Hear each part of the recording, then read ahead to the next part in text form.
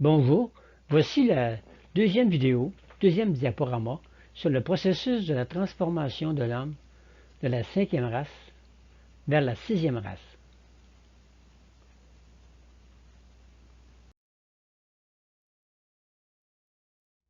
Rappel, comme spécifié dans tous les diaporamas, l'information présentée dans cette série de vidéos est en grande partie tirée de l'œuvre de Mme Adela Tremblay-Sergerie. Lorsque nous ferons référence à son œuvre, le texte sera en italique.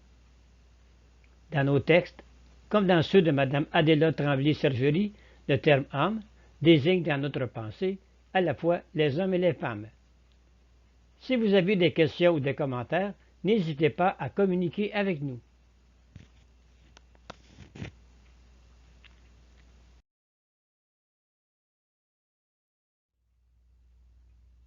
Introduction.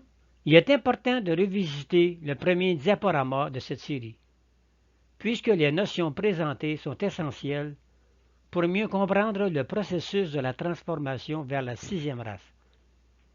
Nous vous présentons une communication de Mme Adela Tremblay-Sergerie se rapportant aux attributs de l'âme. Ils sont au nombre de 6, l'attribut spirituel, magnétique, électrique, planétaire, tellurique et solaire.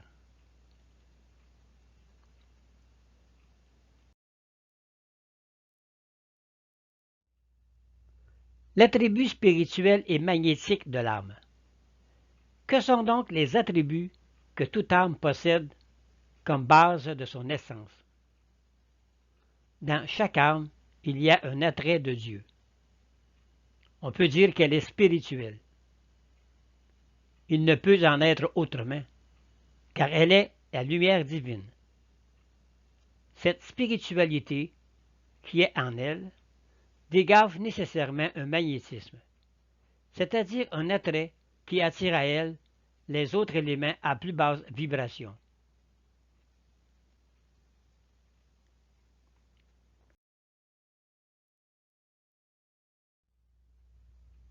Elle a donc un attribut magnétique. Mais le magnétisme seul ne suffit pas. Il lui faut du mouvement. Il faut que ce magnétisme serve à accomplir des actes, car son évolution est à ce prix. Elle a donc un attribut électrique cosmique. Nous voyons que l'âme possède les mêmes caractéristiques que son créateur.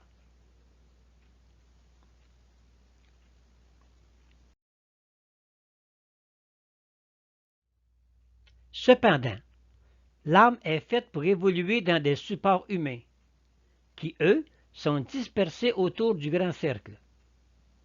Il faut donc qu'il y ait en elle un potentiel d'adaptation qui puisse s'harmoniser avec les différentes formes de vie humaine, les systèmes solaires étant constitués de différents éléments.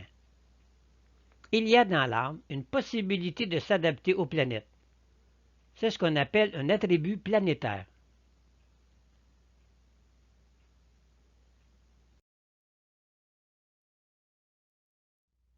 Cependant, parmi ces milliards de planètes qui circulent dans le grand univers, il y en a toujours une qui porte une certaine âme. Il faut donc que notre âme ait des aptitudes pour communiquer avec cette âme ou son support vie. Cette planète dégage de l'énergie. Elle dégage de l'énergie dans les formes qui l'ont constituée.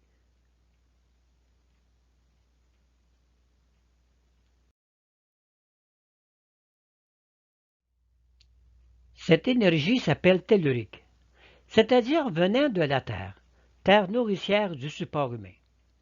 Et cela à un tel point que cette adaptation est devenue un attribut, et on dit un attribut tellurique. Mais tout cela ne vit que sous l'influence nourricière d'un soleil. Toute planète habitée est éclairée, réchauffée et nourrie par un soleil.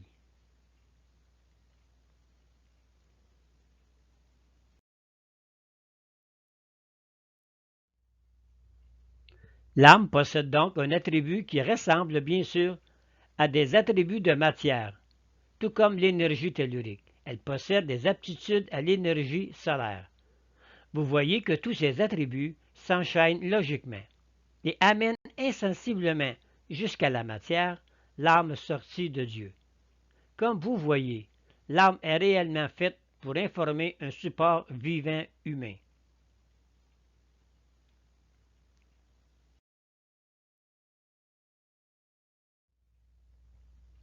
On peut vivre un supplément d'âme, c'est-à-dire on peut prendre les attributs un par un, les rendre conscients et fonder sur eux un plan d'action.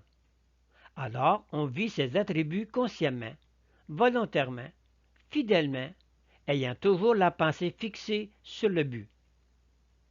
Ce plan d'action va amener l'homme à former des corps énergétiques générant une énergie vitale supérieure, capable d'amener son support physique vers une régénérescence biologique.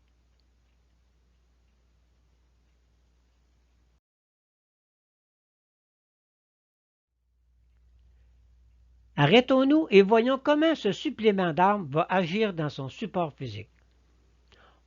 On sait que la pensée agit sur les cellules, sur le subconscient et sur tout le système nerveux et lymphatique de l'homme. Lorsque l'homme change ses pensées pour des pensées portant un plan hautement énergétique et obéissant à des lois bien précises, il constate que ces pensées agissent sur ses cellules.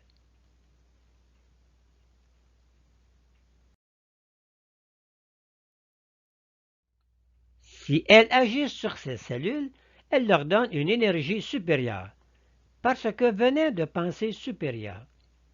Et cette énergie chasse, pour ainsi dire, l'ancienne énergie plus ou moins négative, et elle s'installe en maître dans toutes les cellules du corps humain.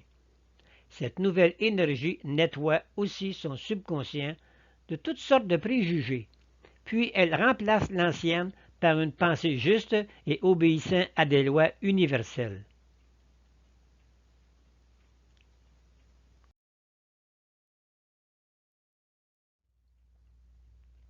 Rappelons-nous que les corps énergétiques ont été formés pour qu'ils puissent être par la suite intégrés au corps physique. Il est tout à fait naturel pour lui de coopérer à la création des corps énergétiques, puisqu'il a développé tout au long de l'évolution de l'univers un attrait et une capacité à s'unir à une âme et à réaliser son plan. Dire au rythme sain pendant 6 minutes, je connais, je comprends et je ressens l'influence de mes corps énergétiques sur mon corps physique.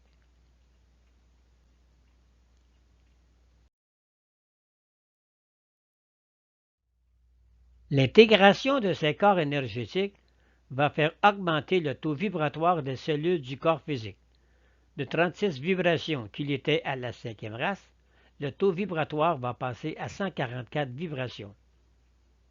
Les corps énergétiques agissent comme une source de chaleur qui ferait passer l'eau de l'état liquide à l'état gazeux.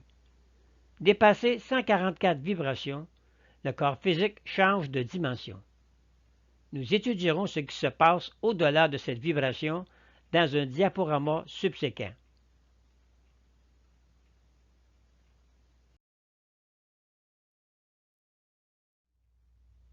Le prochain diaporama vous présentera plus en détail la formation des corps énergétiques, premier travail à réaliser dans le processus de la transformation vers la sixième race. Bonne évolution!